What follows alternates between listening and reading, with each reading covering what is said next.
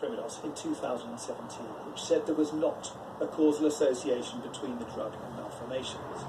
However, one woman didn't believe it. Mary Lyon's daughter was born with a shortened arm, which she thinks was caused by the drug. She used a Freedom of Information request to get hold of the raw data that had been used by the review team. She gave this to Oxford professors Carl Hennigan and Jeffrey Aronson, who have now told the regulators that their own data does show that women using the drug were more likely to have a malformed child. But the meta-analysis shows that there is a link. Absolutely, yes. And the expert working group said there wasn't a link. Oh, they were quite definite there wasn't a link.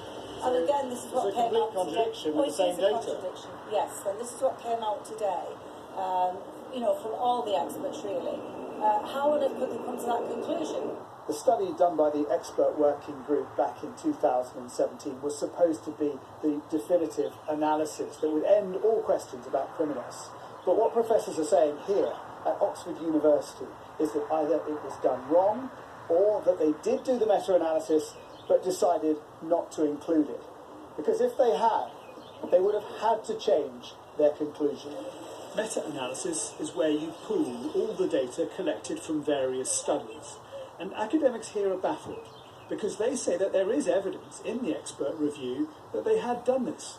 Somebody somewhere has performed a meta-analysis. At some point there was a decision not to include that in the EWG report. Why that was, I don't know, and I've asked questions why that is the case. The MHRA doesn't want to answer that question. MPs who've campaigned on this issue are outraged. The MHRA should be called in to the Minister to explain themselves and to Parliament as to what they've done. Either they've done the analysis and they haven't published it, or they haven't done the analysis, which they should have done because they're there to protect us. If they haven't done that, then it's a dereliction of duty to the public to know. The MHRA say they are considering Professor Hennigan's evidence, but they didn't carry out meta-analysis because the studies were so different and it would not have been informative. They added the review by the expert working group was comprehensive, scientifically robust and independent.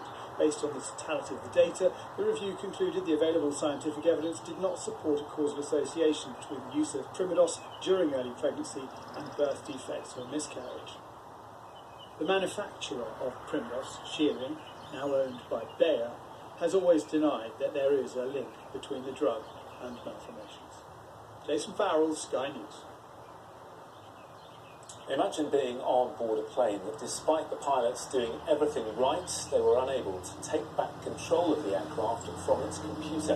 Well, that appears to be what's happened before the Ethiopian Airlines flight crashed last month, with a preliminary report saying the pilots followed Boeing's recommended procedures to no avail. Today's developments will put even more scrutiny on the now grounded Boeing 737 MAX and its anti-stall system. Here's US correspondent Hannah Thomas-Peter. 157 people died when Ethiopian Airlines Flight 302 crashed in March this year. It came just months after a similar fatal incident on a Lion Air flight in Indonesia. Both aircraft were Boeing 737 MAX planes, and both plunged towards the Earth shortly after takeoff. Now Ethiopian authorities have finished their preliminary report and say the pilots did nothing wrong.